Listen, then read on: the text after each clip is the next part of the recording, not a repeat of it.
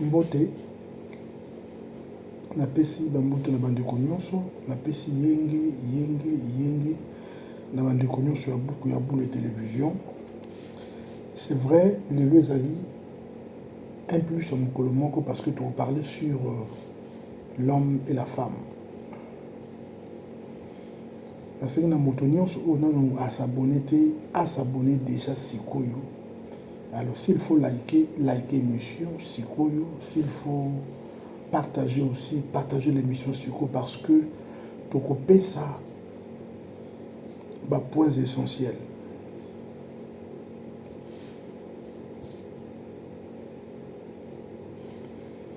L'homme et la femme. Biso nyonso tozali batu. Na kosa l'émission oyo na deux volets mbala moko. Na on parlait sur l'homme et la femme, mais biso nyonso touta esika moko c'est vrai. Parce que yambo toko mabatu, yambo tokutana na mokili tozalaki na kati ya cercle moko, mais cercle wana ebengami na kombo ya œuf otobengi maki. Vous savez quoi? Je pense que les musulmans pratiquent un maraboutage parce que très souvent oui c'est possible. Mobali aboy kobota naye, il va consulter quelqu'un, ça les pratique, mais il ça la marque appelle un œuf. Et avec l'œuf, ici comme moi c'est Azali, à celui qui pratique ça l'ami pasuli F de Konape, ils aiment bien. Ils ont pratique récente, ils ont pratique à Kala. Il y a Kala. Et je connais cette pratique tellement bien qu'on a déconseillé quand même la pratique négative parce que c'est vrai, na hebani na ba marabu mwa mingi oyo pe na sungaka na ba conseil na makambo pe mwa mingi. Na Congo, comme en Afrique, na Dubaï, partout. Et voilà. Que moto, nyonso, biso nyonso to uta na maki. Mais na kati ya maki, ils ont un contenu. Na kati ya maki, il y a un contenu. Mais na libanda maki yali na poso oyo et protéger maki na kati. C'est de la même manière biso nyonso to utaki na kati ya maki na libuma maman. Na maki o to utaki na libuma maman ezalaki maki.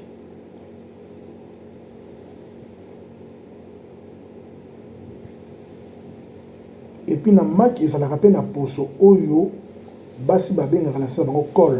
Que col wana efongwamaka epasukaka nde mai ebimi epi mwana botami.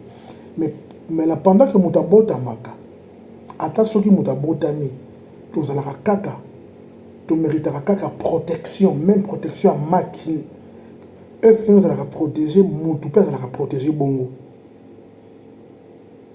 Maintenant que protection wana ekomaka éparpillé na suki na maboko partout dans nzoto mobimba c'est par bien mais ensemble nango yango esali constitutif la protection en général. Et vous comprenez, ils ont la bongo. Maintenant où se trouvent les problèmes entre l'homme et la femme? Entre l'homme et la femme. Alors quand nous parlons de la vie conjugale,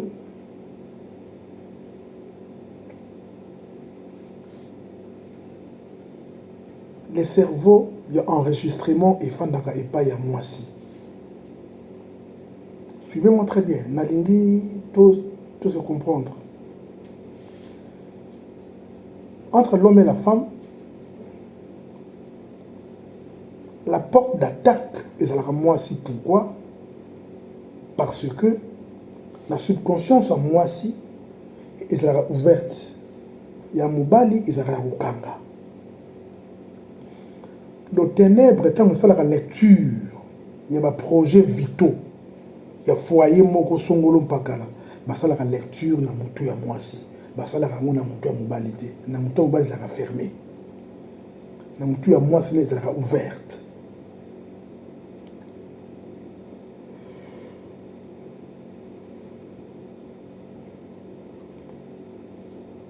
Il y a certains secrets, quand vous dites à votre femme, automatiquement le secret est lu et la facilité. Je ne dis pas de garder de secret à vos femmes.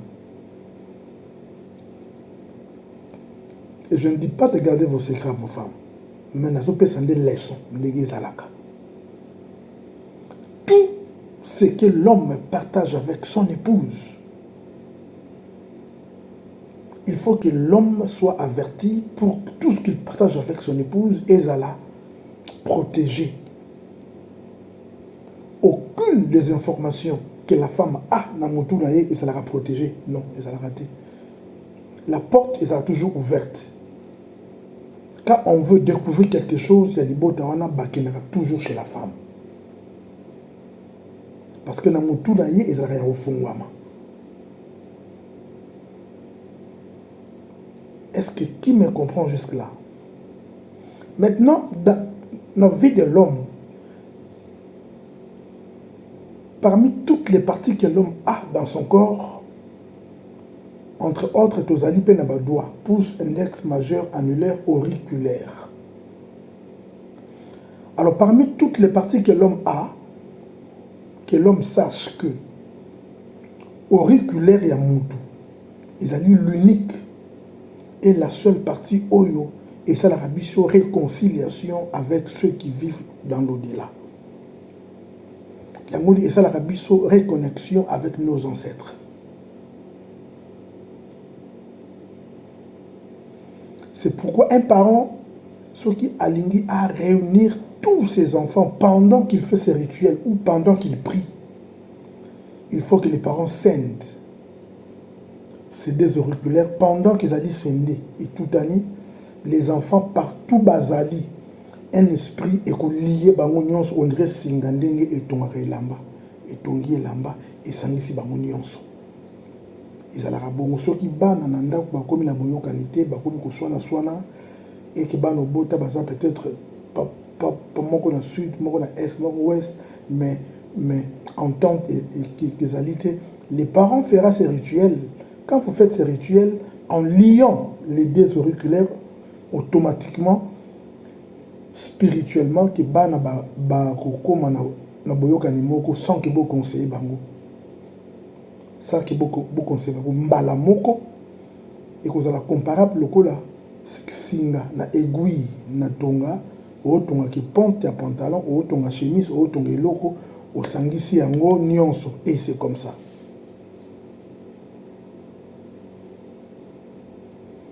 Donc tout ce que nous vous enseignons, s'il y a des questions à poser, il faut toujours nous poser. Parce que nous ne sommes là que pour nous ramener bino, la conscience, l'intelligence, la vraie procédure sur l'effet spirituel. Est-ce que vous savez que la vie, ils ont loko ils ont combattu te koleka libala, ils ont raté. Et donc ils ont combattu koleka lien conjugal, ils ont raté. Ils ont très combattu. Pourquoi?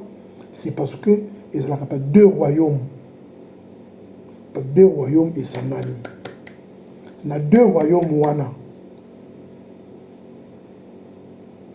Na deux royaumes wana. La plus forte partie est la partie féminine et pas moi si parce que moi si na mutu na ye sengeli ayebaete. Tous les hommes qu'elle a vécu avec. Tous les hommes qu'elle a vécu avec Bazalarakati Naye. Tous les hommes qu'elle a vécu avec Bazalarakati Naye. Pendant plus de 9 ans. Bamiba l'union au moins c'est abima na bango Bazalaranaye na kati naye. Batambola naye. Mais Mobali Kakande a hérité. Babi Tumbape à moi si et comment partage naïe. Raison pour laquelle je vous apprendrai ce soir, chers amis, pendant que vous voulez vous accoupler avec une femme, il faut vous déconnecter sur les plans ancestrales quand vous vous jetez vers elle, ayez ces deux doigts scindés, et si vous la pénétrez, vous héritez mauvais sortie. C'est vice versa. Vous héritez mauvais sortie. Vous héritez mauvais sortie. Mais au travers les doigts toujours, ils allaient là-bas séquiller, on a repéré ça peut-être dans le quand vous les faites, la femme restera soumise. Soumise. Et puis elle ne te gardera aucun secret. Rien qu'avec les doigts. Pendant que vous pénétrez ce qui au sali en go, la soumission est tikali nakati naye pour la libéla. Elle sera non seulement soumise et confiante. Tout ce que tu la diras, elle la fera. Rien que par les doigts. Il y a main droite, la main gauche. Mais aujourd'hui, je ne me limiterai que par les auriculaires. Par les auriculaires, chers amis.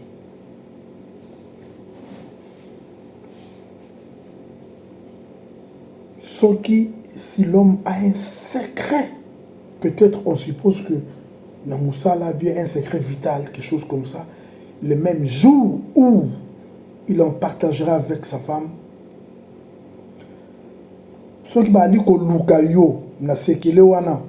le secret sera déchiffré à son travers. Le secret sera déchiffré à son travers. C'est ce que Nandaku, Oyaba Sekele, la Moutouya Mwasi, la porte a toujours été ouverte et Kangamarate. La porte ne se ferme que chez l'homme. La porte ne se ferme que chez l'homme.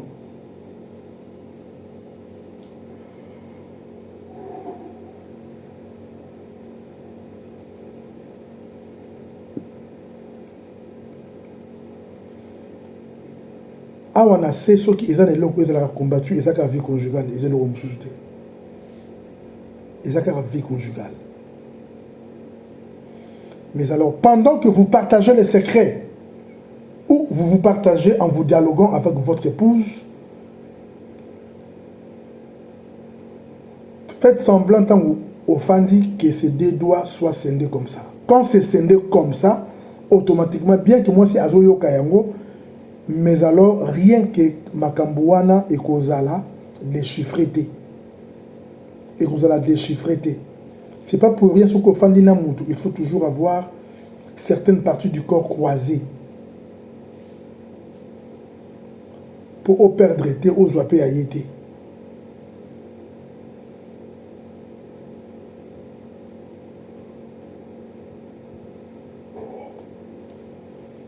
Chers amis, j'ai fait cette émission à 2h du matin. À 2h du matin. Comprenez les soucis que nous avons pour vous apprendre des choses sérieuses. Les soucis que nous avons. L'homme et la femme sont deux personnages différents. Mais tout autour n'a biso. Tout ça n'aura pas protégé. Na poso ya maki. Mais poso ya maki est constitué pour tout depuis na ventre ya maman na biso. C'est par là où le monde Iboua maman ezara mokili. C'est pourquoi na mystère à kobota tozara na mystère mibale. Bana o babota makana maternité na bana o babota makana balabala. Balaka deux mystères différents. Bana o babota mana balabala. Bazana mystère na bango. Parce que kobota mana maternité ezali kozala accueilli na maboko ya ba sage-femme que kobota mana balabala kozala accueilli par les entités bangonde ba bendaka ke mutu que tout mutu abota mana balabala parce que c'est un mystère ezala hasardé. Na mokilase les hasards n'existent pas. Je l'ai toujours dit que les hasards n'est pas le monde de Dieu. Je l'ai toujours dit. Les hasards n'a jamais été le monde de Dieu, chers amis. Les hasards n'a jamais été le monde de Dieu. Alors, pendant tout, nous avons eu comme exemple Moko à côté que pendant qu'on proclamait, qu'on présentait les ministres dans le Parlement, nous avons une émission Moko. Na lobaka na bato. Ah, na moni na Parlement, va présenter le ministre, mais ba bosani ko présenter le ministre de la Justice. Ndenge ba bosani ye, ils ont un langage spirituel. Bato ba comprendre ngai malamu te, c'est un langage. Ndenge ba bosani ye, ndenge pe mokili ekobosana ye. Na loba yango depuis la nuit des temps. Na livre sacré. Na loba yango ba o batala émission wana bakoki témoigner même attendre ba commentaire. Soki likambu esalama et que ba ali kotanga ba kombo na bino yo ba bosani yo yeba ke esa likambu. Esa hasard. Le hasard n'est pas le monde de Dieu. Faites très attention. Spiritualité eza na makambu ebele. Ebele. Eza makambu ebele. Ebele soki oti yango kate okokufa. Et puis alors tu pars si tôt à cause de mes connaissances. Comme ce matin, tout de suite parti à l'UPN et puis j'ai parlé avec pour moi, à Osola, na camarade, à l'autre ndoto, à l'autre papa na bango, à Koufa, à Yé, à Simbie na Maboko, qui va au tamboula, psycho, à obéter la mon camarade na Yé, na interrompre, ne si stop. Ba kontaka na mutu, bandoto, mais ils ont bandoto, oyo, balobara na mutu, te, ceux qui ont lobby na mutu, pas et baby. Oloti muta kufa papa na bino aye pena azuyo tibo tambola na ye tu ne peux pas compter okolo bango na mututé. Là c'est juste une parenthèse. C'est pourquoi il est important à ce que vous appreniez en totalité la spiritualité parce que ezra makambu tellement ébélé et là comme la ramontu na vie jamais sans que cela passe par les rêves. Je l'ai toujours dit. L'homme est protégé. L'homme est protégé par quoi? Par Elilingi na Yomoko. Ombrage na Yomoko. Il y a des protections na Yoti. Ombrage na Yo, il y a des protections na Yo. Il y a des parapluies, parasoleil na Yo. Ombrage na Yo, il y a des fantômes na Yo. Ombrage na Yo, il y a des postes maki. Alors l'air au botami. Au panzani kemaki et panzani papa poso et comme lilingi yo aux cher. Le 8e jour, l'esprit est s'incarné en toi et au commis réellement l'homme. C'est sur ce point que l'homme ne reconnaît pas que ombrage naïe est la vraie. Non seulement vrai, mais ombrage naïe est ali dans entièreté et à protection naïo.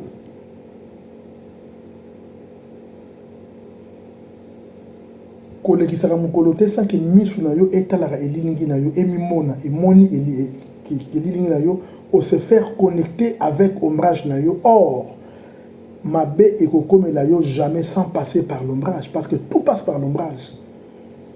Alors du fait que tout passe par l'ombrage yé akbanskoyo akubada sikoyo ko pesa yo ba annonce d'une manière physique et puis vraie et puis vite. Attention, et pas keba. Parce que mon tout temps, lalaka, yende atambolaka. Yé atambolaka.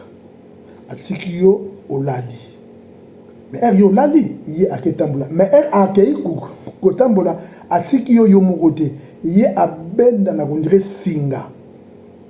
Akoki kobenda na kondire singa. Tina Brésil. Mais ce qui moutoye kolukayo a kozonga na seconde azongi.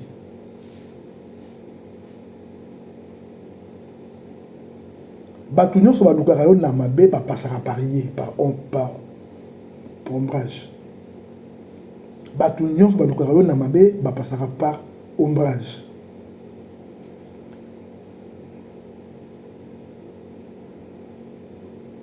Mais bato nyonso bakoluka mwana na yo yo mobali bako passer par souki na yo alors soki bazali koluka pa mwana na yo po basala ye mabe alors soki ezali mwana mwasi bako passer par mitu ya mabele ya maman oyo mwana wana mela ils passeront par là.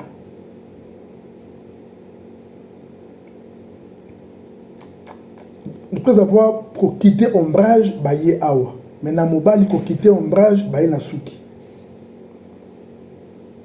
pour na mobali ba entité bazalaka ya kolala na mwasi ya kotelema.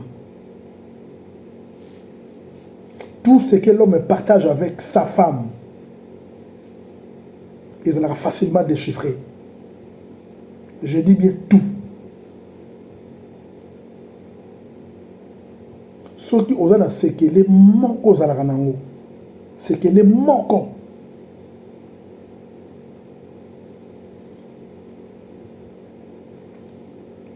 Ya mabe moko sala. Olingaka te mutai ba mabe wana soki ka oyebisa mwasi na yo. Soki mutu akei kosala pa kisi ako déchiffrer yango epa ya mwasi na yo. C'est pourquoi bato solo ka tango basalaka ba voyance négative.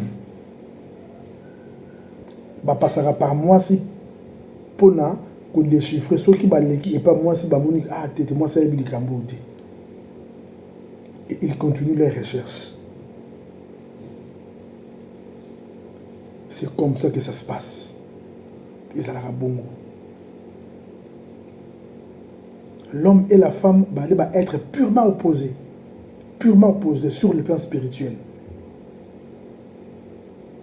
Je dis bien purement opposés sur le plan spirituel.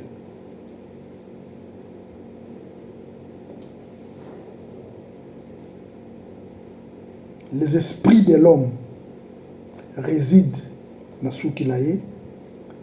Les esprits ya mwasi résident dans mitu awa. Aussi longtemps que les entités de la femme sont debout, ya mobali bazali nini, c'est pourquoi mwasi akataka suki na yete. Soki mwasi na ndaku akati suki na ndaku ekiti na se a déshonorer mobali na ye. Au moins que ezala recommandation négative, ba recommander ezala bongo. Soki mobali azana ba projet na ndaku, ba projet d'avenir à malamu. Soki mwasi akatika suki ba projet et aussi basulté. Et ça a toujours été comme ça. Alors non seulement au kata suki, je vais encore aller plus loin. Kotente suki na ye, parce que les esprits qui résident dans suki na biso bangonde va faire dépendre de l'existence de tous nos besoins. Et si que nuance ou pas suki les cas dans d'autres mondes, ils allaient résidence des esprits, que personne ne vous trompe. Ils allaient à bongo. C'est pourquoi ata suki là est commis pembe. Kotia si racheté. Otika ngo bongo. Mon papa est belé balinga koko laté. Balinga kaka yé façon ara jeune. Alors chers amis, l'homme et la femme, protégez-en vos ombrages.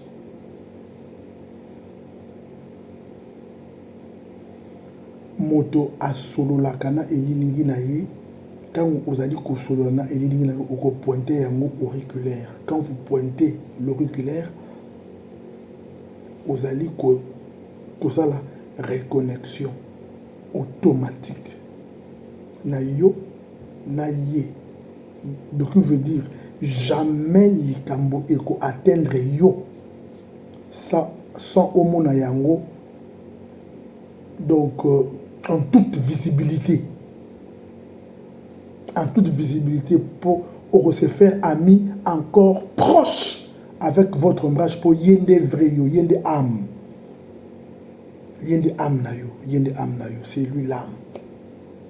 Ombrage le âme na yo. Les jours à Rokende, on t'appellera cadavre. aussi longtemps qu'Azali, parce que la mort visite l'homme chaque jour. Liwa et visara mutu mikolonio soyebi. Liwa et visara biso chaque jour, autant de fois. Na 4 heures, na 6 heures, na 11 heures, na 13 heures, na 18 heures, à visara biso chaque jour. Chaque jour. Mais era yaka, akuta na kana yi. Je dis et je répète, la mort visite l'homme chaque jour. Et liwa ezalaka nini? Liwa pe ezalaka pe kaka pe ombrage. Ekotaka na ndako ya mutu atoche bagarde du corps ya okota. Mais liwa ezalaka na solo ya malasi. Ombrage pe ezalaka pe na masolo ya malasi. Mais liwa ezalaka na solo ya malasi différent na ombrage ya mutu. Papa soki aye et que à comprendre que a commis odeur mon kona ombrage na yo, donc veut dire ezali départ na yo fokene. Azongaka parce que akutaka solo na ye te kati na yo nde atukone azongaki. Nous sommes obligés à apprendre la spiritualité. C'est pourquoi j'ai toujours dit, veillez vous abonner à GMD pour apprendre encore plus. La GMD, la porte est totalement, grandement ouverte pour vous. Veuillez vous inscrire, chers amis. Veuillez vous abonner à Boukabou de télévision, votre chaîne, et qui vous enseigne des choses sérieuses. Tozali, que passer cette période, il y a intronisation, je faisais appel aux gens qui sont déjà, ils ont déjà conçu hémorroïdes chroniques.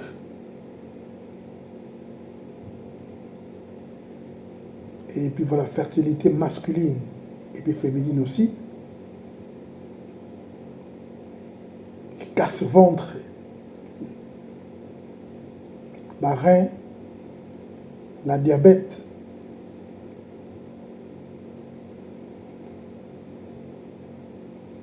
toute faiblesse sexuelle, tout. Mobali, azalaka mobali par la partie intime. Na pakete, te pakete, na moulaï pete kingambe te. Non. Mais la personne qui sera prudente a besoin vraiment na kolongo na malam. La santé sera normale. Tout sur le plan sexuel. Sucre nanzoto faut mungwa ezala ebele ke sucre. J'ai toujours dit que eloko nyonso o esepelisaka monoko ebebisaka ne partie intime. Eloko nyonso o ezalaka bolo na monoko yango ne ebongisaka ne partie intime. Tout ce qui est amer dans la bouche rajeunit et arrange la partie intime. Tout ce qui est sucré dans la bouche détruit la partie intime. Tout ce qui est papa et dans la buisson, chocolat, pamba, chocolat, non. Nous détruisons nos enfants alors que protégeons nos enfants. Et surtout, c'est pourquoi parents belé ba regretter o bana na bango ba ke poto na kibomo na te non. La culture na buso na préféré que nos bana ba kini na poto na kibomo na ba kini na poto peut-être na ba âge avancé déjà ba comme déjà na ba 20 22 ans, c'est mieux. Parce que l'obi na kozonga na kotanga sa homosexualité na kopesa ba cause na parler sur makambo nango pour makambo zali ebele akoloba. La génération Ezoya. Bon, débat est belé et que salama na la télévision. Ils ont prophète belé baroleka baroleka 2030 fin du monde et consort. On a déjà dans le lobby là sur 2030 5 ans passés. Déjà moi j'en parlais. 5 ans passés déjà j'en parlais. Déjà j'en parlais que dans 2030 to une traversée en masse. Mais mes enseignements sont moins entendus. Mais alors que je viens vers vous avec des informations sûres et réelles, parce que tu vivre pas première époque qui a versé Liboso Yango. C'est une époque très cruciale, chers amis. Veuillez vous abonner, veuillez partager l'émission. Toute personne qui veut avoir les produits à ça n'a pas précommande.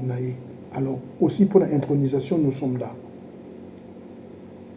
Matondo Mingi, veuillez partager l'émission, veuillez vous abonner si vous ne vous êtes pas encore abonné. Je vous aime énormément. Nous nous voyons demain dans la même heure. Matondo.